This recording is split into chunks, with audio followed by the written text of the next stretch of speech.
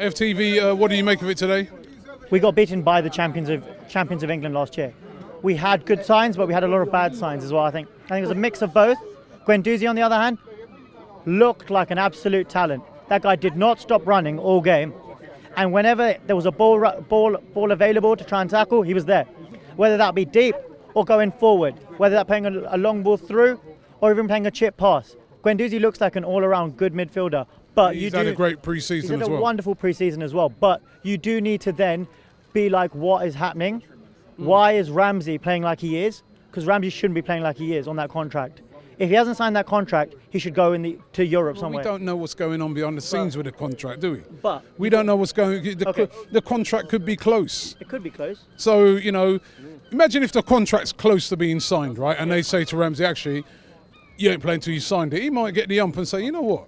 Well, you know what? I ain't signing nothing then. And you can't sell me. I'll just ride it out till the end. It's sensitive times with these sort of things. We can't just assume that, you ain't playing because you ain't signed a contract. Yeah, I mean, we got to, I'll pass the question back to you. Jack Wilshere's contract was supposed to be this close to be signing all year. Did that contract get signed? No. So we've got to tell. Doesn't mean that every contract ain't going to get signed, though. But you've got to err on the side of caution. And moving on to the Kroenke subject, everyone here has had enough of Kroenke already. But this could be a sign of change because Josh Kroenke is coming into the club, not Stan Kroenke. So you've got to, but look, we've taken 10 years of him, and then Stan's taken. A Kroenke's a Kroenke. Okay.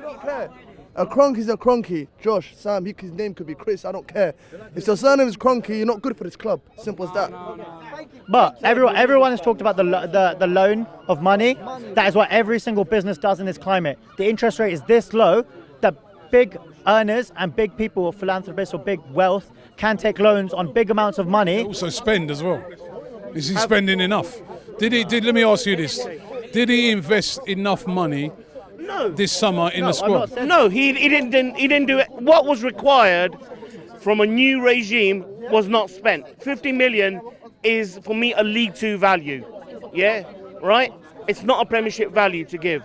He should have at least given up 150 to 200 million to create something. Today, our regular players gave too much respect to Man City. Far too much respect. Yeah, and that is where we faltered.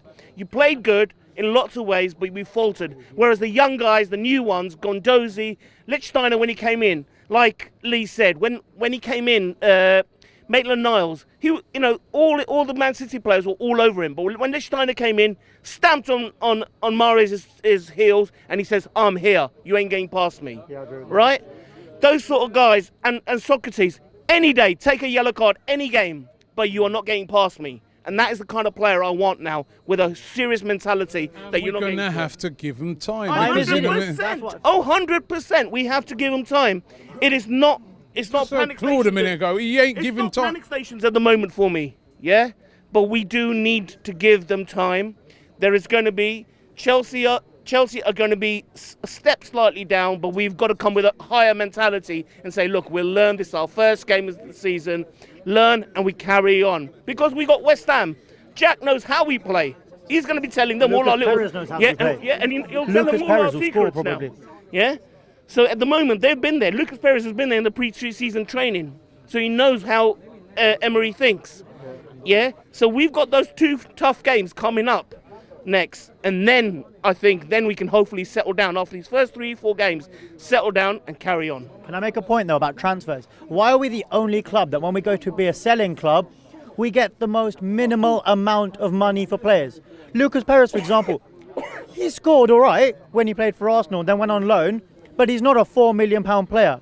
City are getting money for their fourth choice left back. I can't even pronounce his surname. There's Russian, and Wolves offered him. And Wolves offered him 18 million plus add-ons of 4. That's 22 million in total of a deal. We're offering that on a Torreira deal for 3 years split. As a club, we're probably not running it well enough. So my point is that we've got to come into this with an open outlook.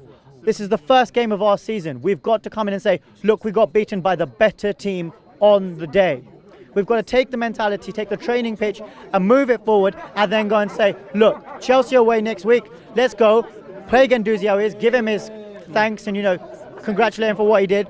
Torreira played well, hopefully he's fit enough to start next week, and we can go and beat Chelsea and hopefully get top 4 at the end of this season, which is what we've spent like. We're not spending like a champion, we're spending to get top 4. We shouldn't try and exceed our expectations when we're not spending to kind of top our expectations.